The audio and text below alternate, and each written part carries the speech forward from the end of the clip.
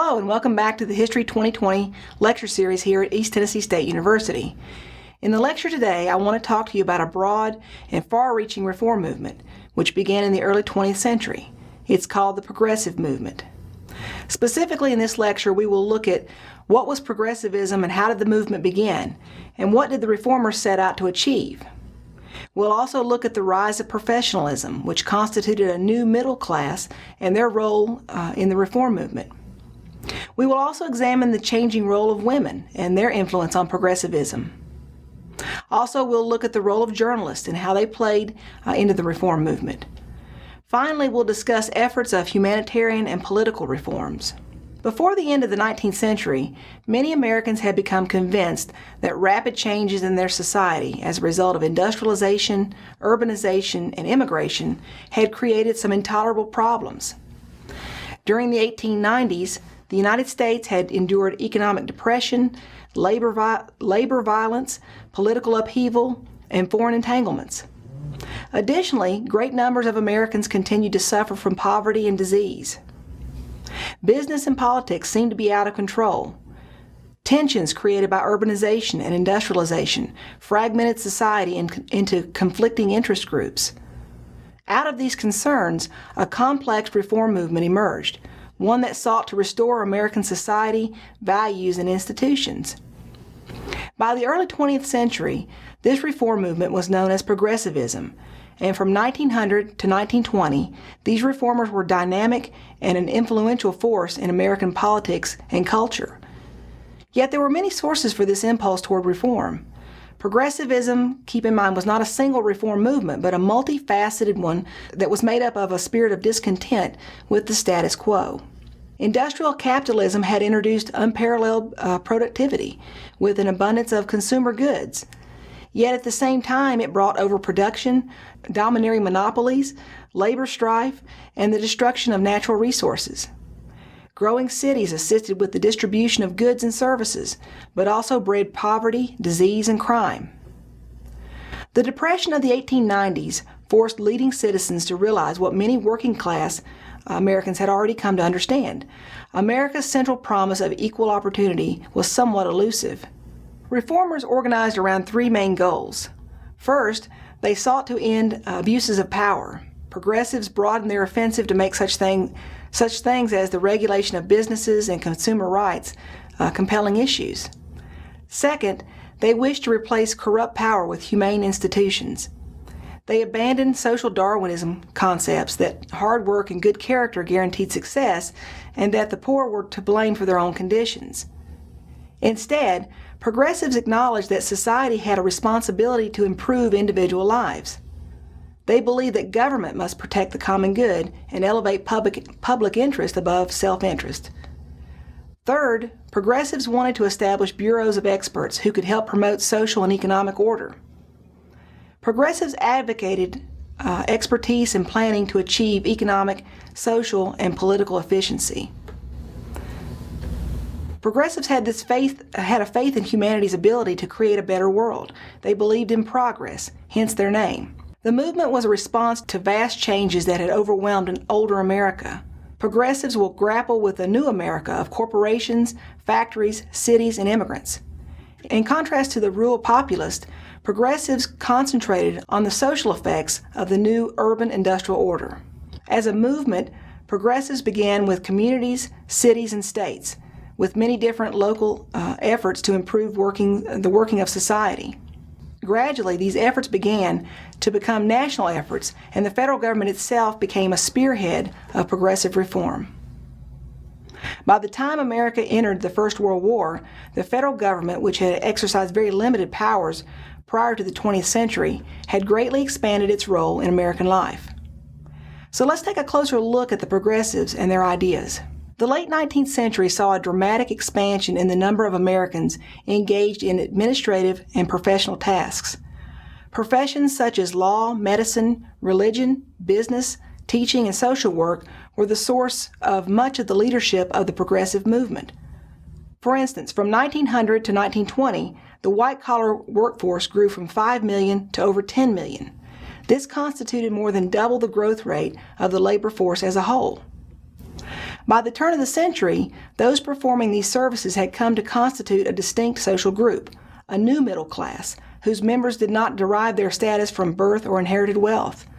Instead, their skills were acquired through extensive education, and they considered themselves experts who could use their knowledge for the benefit of society.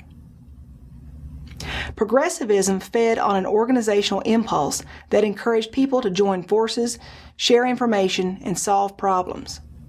In businesses, these people were managers, architects, and accountants. In city governments, they were experts in everything from education to sanitation. Soon, professions began creating specialized affiliations and required credentials, tests, or licenses to enter a specialized field of expertise. For instance, in 1901, the American Medical Association was made into a national professional society. Lawyers formed bar associations, and teachers organized the National Education Association and pressed for teacher certification. Also, substantial numbers of middle-class women, particularly those emerging from the new women's colleges, entered professional careers, despite the prejudice they often faced. A few women managed to establish themselves as physicians, lawyers, and scientists. Most, however, turned by necessity to professions that society considered somewhat domestic and therefore suitable for women. These included work at settlement houses, social work, and teaching. The prominence of women in reform movements is one of the most striking features of progressivism. In most states, in the early 20th century, women could not vote and almost never held public office. So how do we explain the prominent role that so many women played in reform activities? It's tied to the phenomenon of the new woman, and it was a product of social and economic changes that affected the public and private world of the middle class. By the end of the 19th century, almost all income-producing activity had moved out of the home and into the factory or the office. At the same time, children were beginning school at earlier ages and spending more time there. For many wives and mothers who did not work for wages, the home was no longer an all-consuming place. Technological innovations such as running water, electricity, and eventually household appliances made housework less time-consuming. Declining family sizes also changed the lives of many women. Middle-class women in the late 19th century had fewer children than their mothers or grandmothers. Women now spent fewer years with young children in the home and lived more years after their children were grown. Among the most visible signs of the increasing public roles of women in the late 19th and early 20th centuries were the women's clubs. They began as cultural organizations to provide middle and upper-class women with an outlet for their intellectual energies. But by the early 20th century, the clubs were becoming less concerned with cultural activities and being more concerned with improving the society around them. Since women could not vote, this gave the clubs a nonpartisan image, which made it very difficult for politicians to dismiss. Most of what the clubs did was uncontroversial, such as planting trees, supporting schools and libraries, and building hospitals and parks. Yet middle-class women were an important force in winning passage of state laws that regulated working conditions for women and children, as well as establishing government inspections of workplaces. For middle-class women in particular, the reform movement offered an outlet from an otherwise mundane and isolated lifestyle. Through the organization of clubs, the women learned how to campaign effectively for women's suffrage. Now, let's turn our attention to the progressive impulse and how journalism helped to spotlight social problems.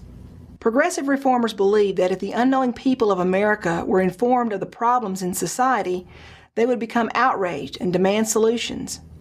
Investigative journalists, known as muckrakers, exposed social ills as well as corporate and political corruption.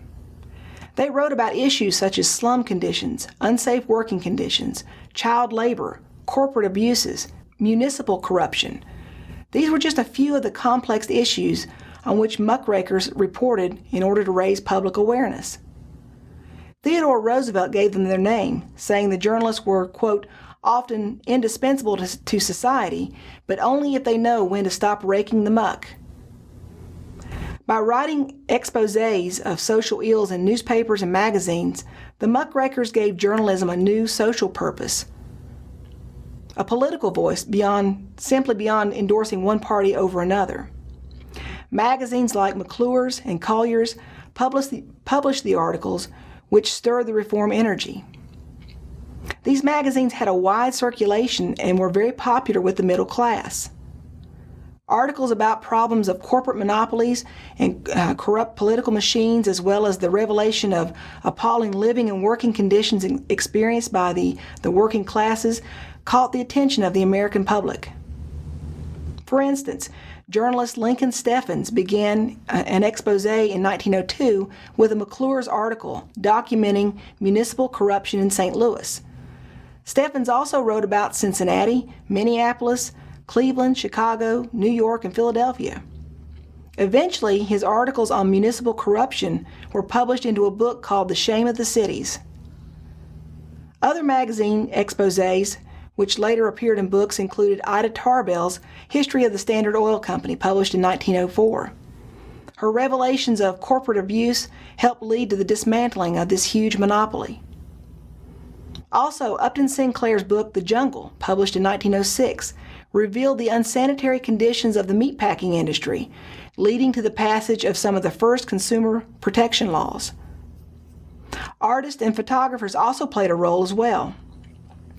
A group of New York painters dubbed the Ashcan School portrayed the harshness as well as the vitality of slum life.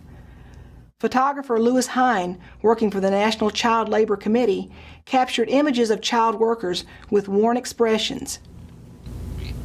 So I think it's safe to say that without the muckrakers, the reform efforts of progressivism would have never achieved such a widespread popular support. In particular, they struck a responsive chord among middle-class progressives. So now let's look at the political and humanitarian reforms that occurred within the progressive movement. For several decades after the Civil War, respectable citizens of the nation's large cities had avoided participation in municipal government. Politics was viewed as a debased activity, one that many respectable citizens avoided contact with and what they called vulgar elements of public life. But by the end of the 19th century, a new generation of activists, some members of the old aristocratic families and others a part of the new middle class, were now taking a growing interest in government. Middle-class reformers battled corrupt city government that provided services and jobs to immigrants, but often at the price of corruption and rigged elections.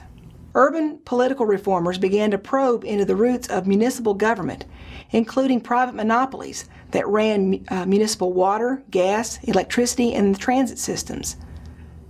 Reformers passed laws regulating the rates of these utilities and what they could charge, and they tried to curb their political influence. As a reflection of the progressive era's regard for expertise and efficiency, some municipal workers advocated substituting professional city managers for mayors and city councils be chosen in a citywide election on a ward-by-ward basis. Electoral reform soon spread to the state level. By 1910, for example, all states had moved to a secret ballot, which made it harder to rig elections. The secret ballot method replaced the old system of voting with pre-printed ballots bearing the names of specific candidates. Also, many states began using direct primaries as a means of allowing rank-and-file voters to select candidates for offices as opposed to the party bosses. States also began using a system of initiative, referendum, and recall to give average voters a greater voice in the government. By an initiative, voters can instruct the legislature to consider a specific bill. In referendum, citizens can actually enact a law or express their views on a proposed measure. With recall, voters, through the use of petition, can remove a public official from office if they muster enough signatures to trigger a special election. Some of the most successful reformers emerged from the conventional political structures that progressives came to control. Tom Johnson, mayor of Cleveland, waged a long war to end control of the special interest in his city. Robert La Follette, governor of Wisconsin, helped to turn his state into what reformers called a laboratory of progressivism. Under La Follette's leadership, the Wisconsin progressives won approval for direct primaries, initiative, referendum, and recall. They also worked to regulate railroads and utilities. Laws were passed to regulate the workplace and provide workmen's compensation for laborers. La Follette argued that reform was not simply the responsibility of politicians, but also of newspapers, citizens groups, educational institutions, and businesses and professional organizations. Other reform measures attempted to clean up the state legislatures themselves. States passed laws restricting lobbying by business interests in state legislatures. Other state laws banned campaign contributions by corporations. Public officials in many states were forbidden to accept free passes from railroads. So now let's focus on some of the humanitarian reform elements of the progressive movement. Jane Addams, the founder of the settlement house in Chicago, known as Hull House, urged middle-class Americans to recognize their common interest with the laboring masses and to demand better conditions in factories and immigrant slums, asserting that in a complex industrial society, each individual's well-being depends on the well-being of all. The municipal reform impulse also included such practical goals as decent housing, better garbage collection, and street cleaning. In 1911, the New York legislature, for instance, imposed strict health and safety regulations, and other cities and states followed the example. Likewise, the discovery in the 1880s that germs caused things like cholera, typhoid fever, and other diseases, many cities pushed for municipal hygiene, and it became a high priority. Reformers distributed public health information. They promoted school vaccination programs, and they called for safer water and sewer systems and the regulation of food and milk suppliers. As a result, from 1900 to 1920, the U.S. infant mortality, as well as the death rates from things like tuberculosis, typhoid fever, and other diseases, began to fall sharply. Urban reformers shared the era's heightened environmental consciousness. Factory chimneys emitted massive amounts of smoke into the air. By the early 1900s, physicians had linked factory smoke to respiratory problems. Civil engineers formed the Smoke Prevention Association in 1906 and began documenting the hazards and costs of air pollution. Women's clubs also embraced this cause. However, success in passing the so-called soot taxes failed as railroads and corporations fought back in the courts. In 1890, almost half of American workers labored up to 12 hours a day, sometimes 7 days a week, in unsafe, unsanitary, and unregulated conditions for subsistence wages. Labor legislation was probably the most significant reform to emerge from the drive for progressive social justice. The National Child Labor Committee, established in 1904, led a movement for laws prohibiting the employment of young children. Many states responded by limiting the number of hours children might work and banned the labor of underage children. Closely linked to the child labor reform movement was a concerted effort to regulate the hours of work for women. Headed up by Florence Kelley, who was a leader of the National Consumers League, this progressive crusade promoted state laws to regulate the long working hours imposed on women. Many states also outlawed night work and labor in dangerous occupations for both women and children.